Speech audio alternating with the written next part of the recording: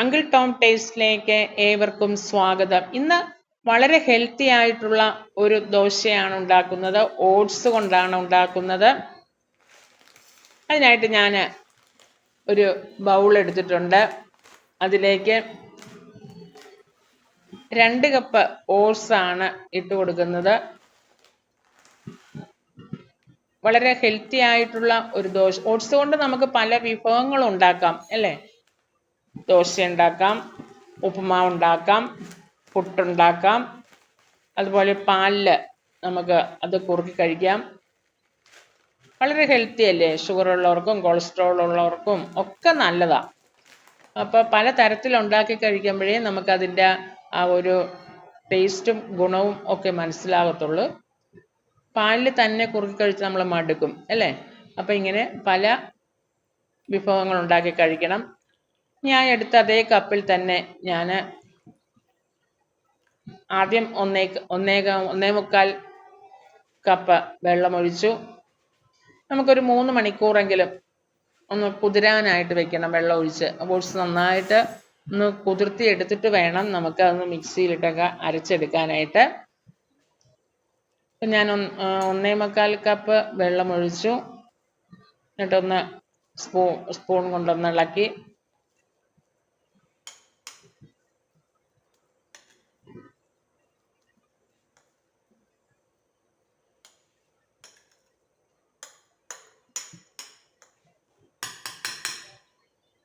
അതിലേക്ക് ഞാൻ കുറച്ച് കൂടുതൽ 2 കപ്പ് വെള്ളം തന്നെ ഒഴിച്ചു. 2 കപ്പ് ഓട്സ് എടുത്തു, 2 കപ്പ് വെള്ളം ഒഴിച്ചു.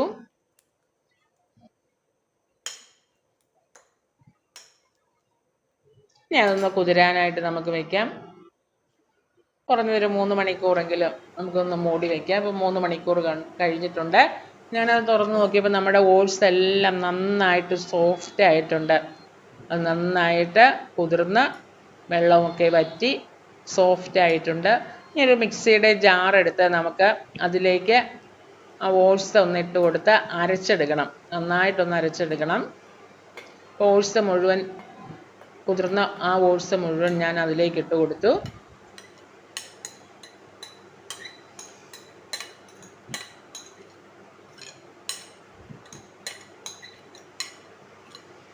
ഇനി നമുക്ക്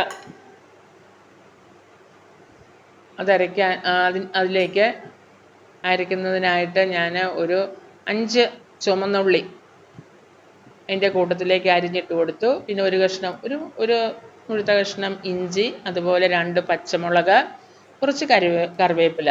ഇത്രയും സാധനങ്ങൾ ഞാൻ അതിൻ്റെ കൂട്ടത്തിലേക്ക് ഇട്ട് കൊടുത്തു. അതിൻ്റെ കൂട്ടത്തിൽ ഒരു 1/2 ടീസ്പൂൺ ഉപ്പും കൂടി ഇട്ട് കൊടുത്തു. നമുക്ക് അരയ്ക്കാൻ ആവശ്യമായിട്ടുള്ള വെള്ളം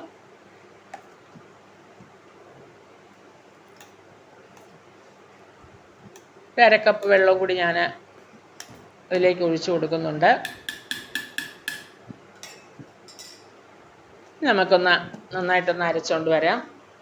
നമ്മൾ ചുമന്നുള്ളി, ചെറിയ ഉള്ളി അരിഞ്ഞതും, അതുപോലെ പച്ചമുളക്, ഇഞ്ചി, വേപ്പില ഇതെല്ലാം അരിഞ്ഞിട്ട് നമുക്ക് നന്നായിട്ട് ഓട്സിൻ്റെ കൂട്ടത്തിലിട്ട് അരച്ചെടുത്തു. ഉപ്പും ചേർത്തു അരച്ചെടുത്തു. നമ്മളുടെ ദോശമാവിൻ്റെ ഒരു പരുവമായിരിക്കണം ദോശ ഉണ്ടാക്കാൻ നേരത്ത്. കുറച്ച് വെള്ളം കൂടി ആവശ്യമുണ്ട്. ഞാൻ ആ മിക്സി ഒന്ന് കഴുകി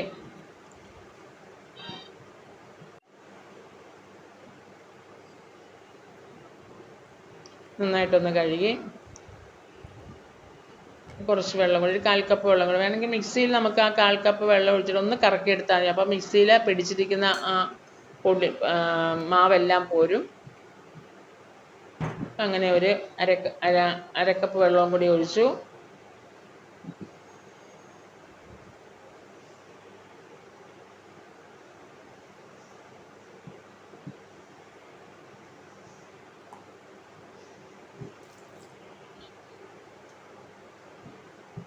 കുറച്ച് വെള്ളം കൂടി ഞാൻ ചേർത്തു. ഒരു 1/4 കപ്പ് വെള്ളം കൂടി ചേർത്തു. ഇതെല്ലാം കൂടി നന്നായിട്ടൊന്ന് മിക്സ് ചെയ്തു. ഈ ഒരു രീതിയിലായിരിക്കണം നമ്മൾ മാവ് ഇരിക്കേണ്ടത്. ഇനി നമുക്കത് ദോശ ഉണ്ടാക്കിയെടുക്കാം. അതിനായിട്ട് ഞാനൊരു നോൺ സ്റ്റിക്ക് പാനാണ് വെച്ചിരിക്കുന്നത്. പാൻ നന്നായിട്ട് ചൂടായി കഴിയുമ്പോൾ നമ്മുടെ മാവ് നന്നായിട്ടൊന്ന് ഇളക്കി അതിലേക്ക് ഒഴിച്ചു കൊടുക്കണം. എന്നിട്ട് നന്നായിട്ട് പരത്തി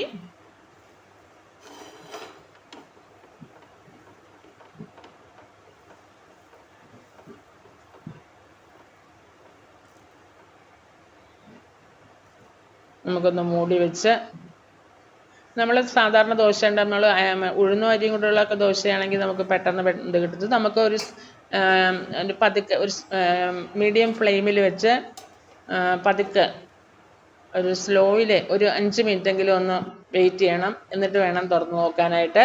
അതിൻ്റെ മുകളിലേക്ക് കുറച്ച് നല്ലെണ്ണ ഒന്ന് തൂത്ത് കൊടുത്ത് പിന്നെയും മൂടി വെച്ചിട്ട് ഒരു 5 മിനിറ്റ് അങ്ങനെ സ്ലോയിലേ ഇത് വെന്ത് കിട്ടത്തുള്ളൂ നമുക്ക്. ഇതിൻ്റെ കൂട്ടത്തിൽ നമുക്ക് ചട്നി ഉണ്ടാക്കി അതിൻ്റെ കൂട്ടത്തിൽ കഴിക്കാം. അല്ലെങ്കിൽ ഇറച്ചിക്കറിയൊക്കെ ഉണ്ടെങ്കിൽ അതൊക്കെ കൂട്ടി നമുക്ക് ഇത് കഴിക്കാവുന്നതാണ്. നമ്മുടെ ശരീരത്തിന് വളരെ നല്ല ഒരു ദോശയാണ്. ഗോതമ്പ് ദോശയെക്കാട്ടി വളരെ ഹെൽത്തിയാണ് ഓട്സ് ദോശ. അത് എല്ലാവർക്കും അറിയാമല്ലോ. അപ്പം നമുക്ക് ഓട്സ് ദോശയൊക്കെ ഇടയ്ക്ക് ഉണ്ടാക്കി കണ്ടോ, ഇത് പൊങ്ങി വരും. നമ്മളിങ്ങനെ ഒന്ന് അമർത്തി കൊടുക്കുമ്പോൾ നമ്മുടെ പൂരിയൊക്കെ നമ്മൾ പൊങ്ങി വരത്തില്ലേ. ചില ചപ്പാത്തിയും ഒക്കെ നമ്മളിങ്ങനെ വയ്ക്കുമ്പോൾ എണ്ണയ്ക്ക് പൊങ്ങി വരത്തില്ലേ. പൂരിയൊക്കെ ഇടുമ്പോൾ എണ്ണയ്ക്കകത്ത് ഇങ്ങനെ പൊങ്ങി, അതുപോലെ പൊങ്ങി വരും ഇത്. വളരെ ടേസ്റ്റാണ്. എല്ലാവരും ഉണ്ടാക്കി നോക്കണം.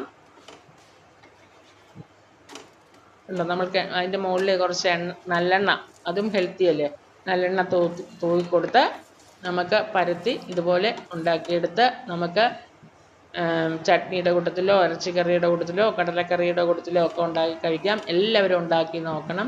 വീഡിയോ ഇഷ്ടമായാൽ ലൈക്ക് ചെയ്യണം, ഷെയർ ചെയ്യണം, സബ്സ്ക്രൈബ് ചെയ്യണം. കണ്ടോ, അങ്ങനെ ഞാൻ എല്ലാം ഉണ്ടാക്കിയെടുത്തു. വളരെ ഹെൽത്തിയാണ്. Okay, bye bye.